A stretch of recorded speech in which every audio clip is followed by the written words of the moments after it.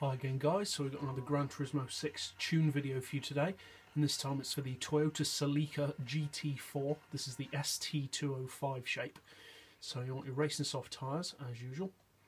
For suspension we've got the ride height on 100 front and rear, which sounds high but looks right for this car. Springs we've got on 550 and 4, dampers and anti-roll to 5, camber on 2 because it's already a good handling car, neutral toe as always.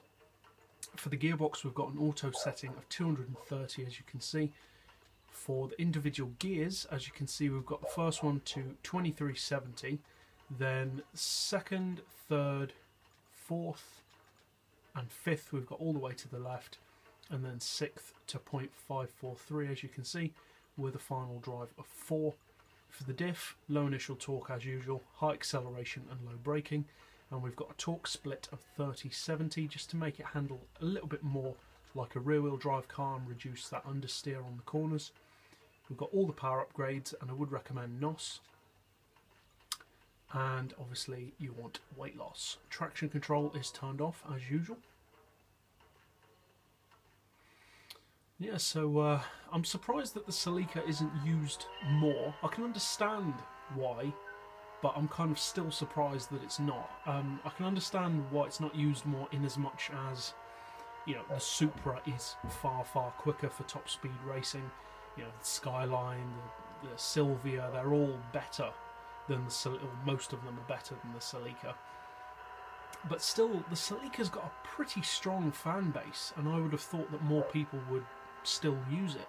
But I don't see many people using this car at all. Personally, I never have been a fan of the Celica, but it's not a bad car.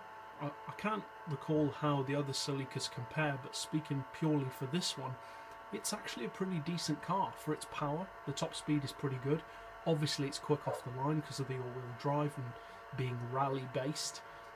Gives it good handling as well, tons of grip. I'd kind of classify it as a sleeper car as well, really, because although obviously it's got the big wing and the bonnet scoops and all that, it is still quicker than it looks, if you know what I mean. Because some cars are better sleepers than this, but I think this car is still quicker than it looks. It has a cruising speed of about 240, as you can see. You can maintain that on the flat. Fairly close to the red line.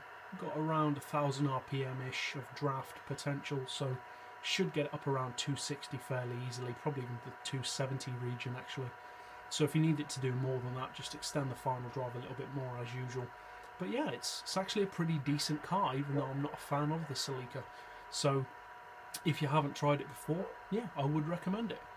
So hope you find this tune setup helpful. If you did, feel free to subscribe. I put out new tunes every day. And as always, thanks for watching.